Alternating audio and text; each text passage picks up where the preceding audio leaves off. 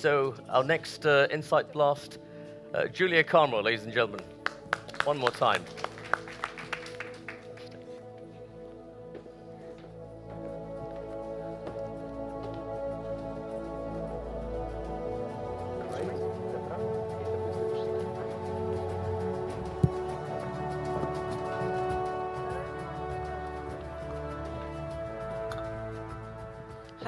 Hello, can you hear me?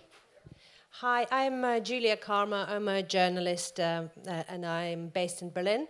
And I want to talk to you about the project that we started a year ago and which kind of derives from the summer of 2015 when, as a freelance journalist, I was reporting on the refugee crisis that overtook Berlin, overtook Europe, and it very much felt like it was Berlin was at the center of it. And August 2015 was when I met Loris on this picture, and this was in a really crowded yard of the refugee registration center in Berlin, where hundreds of people were arriving. And her story was very similar to many. You know, she is from Damascus. Their house got bombed. They took the boat to Greece, and her husband's a doctor, and she was a student, and they had some savings, which, because they had a 10-month-old daughter, they didn't want to risk it, and so they poured all of them into buying fake Albanian passports in Athens to bring themselves to Berlin, where, you know, after we met her, and we met many, many days after that, and she was always wearing this green top, which was clear was the only thing she had. But they were happy to be there, and they're making, good progress and good life now in Berlin. And the atmosphere of these days was quite electric because you could see, the scenes were chaotic, but in Berlin, as in the whole of Germany, you could see that there was, empathy was the word for sure. And you could see overwhelmed workers in the center doing what they could, although they could do very little because bureaucracy still prevails. And there were lots of volunteers who were guided by charity workers doing stuff. And, we did a day of broadcasting for Sky News, talking about this situation, talking about lots of people, all of them having harrowing stories. But as soon as I emerged from this bubble of that center and that situation, and I was talking to people, family or people on Twitter, and obviously seeing the newspaper coverage of all of this, it was a very different reality, and that was this political battle where the big divisions started happening, specifically on the basis of migration and the crisis narrative. And, migrants and refugees were lumped into one, and both were demonized, and we heard things like invasion, swarm, and flood. And I was directly challenged by people and asked, you're just naive and you're privileged, there's not enough to go around, and this, can't be sustained. And I, at that time, felt that, actually I felt a lot of empathy, but it wasn't enough. I needed to be able to sustain these maybe abstract conversations, and I couldn't really dismiss the fears that people very clearly had. And so I turned to Twitter and I created a list of, kind of academics or people with deep experience, many of them who are speakers today. And, what I felt was a very different narrative, which wasn't really playing out in the mainstream media. And, it was things like, no, migration isn't, we're not living at the times of unprecedented migration. No, we don't have the highest numbers of refugees in the world we've ever had.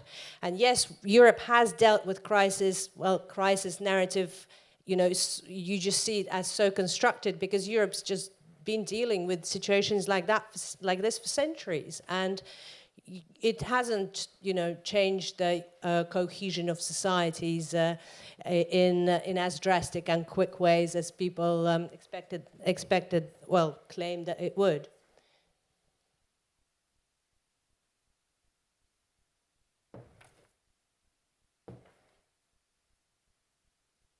Okay, and so our project was born, and it's called Migration Matters, and we are a team of journalists, filmmakers, and also academics, and the idea is that we create short-form visual content that is based on the bigger picture, the deep knowledge, the nuance, the research, the understanding.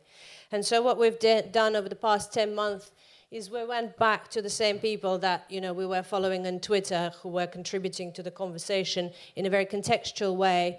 And we, for example, did a 10-episode course with Heinde Haas, who is one of the biggest migration scholars in Europe, talking about all the concerns that big top-line concerns that would be the first thing that people would often give you in a conversation, that we're living in an unprecedented migration, that the faces of the societies will change, and also political rhetoric that we see so much, that we're going to give aid to countries so that will stop migration. So he challenges all of these views on a very kind of neutral basis. He'd say to you, we've studied 60 countries, and what we say is when you impose barriers, you don't really get a reduction in the numbers unless you're willing to shoot people at these barriers. So you should, when you hear a political claim like that, gives you an impetus to go a little bit deeper and challenge it.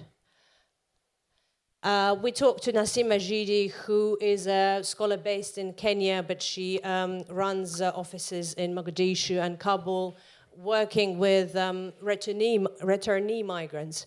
And her view is very much of the origin country perspective, and she talks about,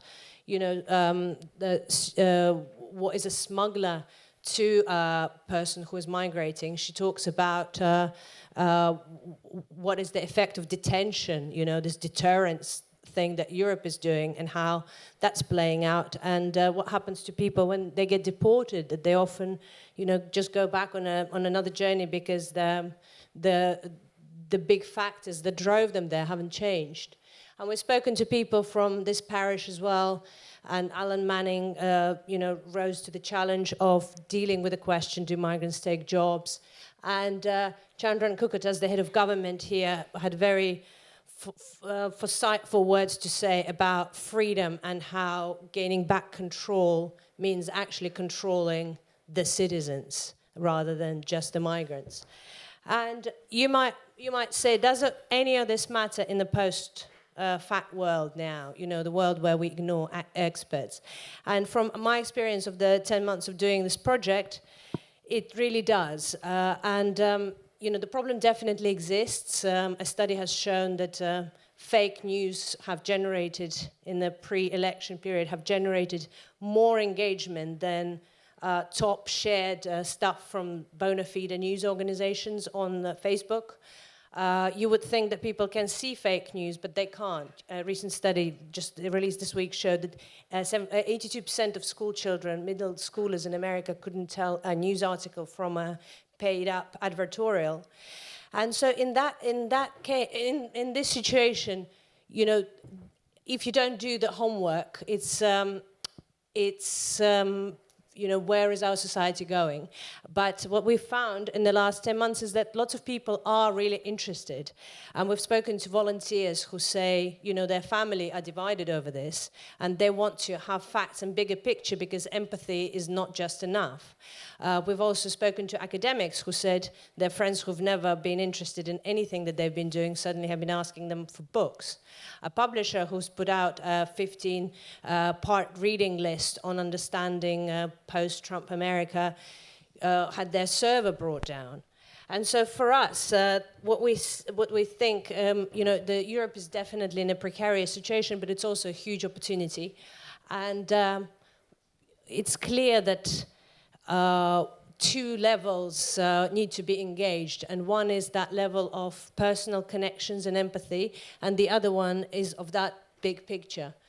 And our project is very much about that, and I want to finish on Larissa, the lady that I met in Berlin, and she is doing really well, but the family that stayed back in Syria isn't, and her husband's sister has just died because she couldn't procure the drugs to treat her chronic condition.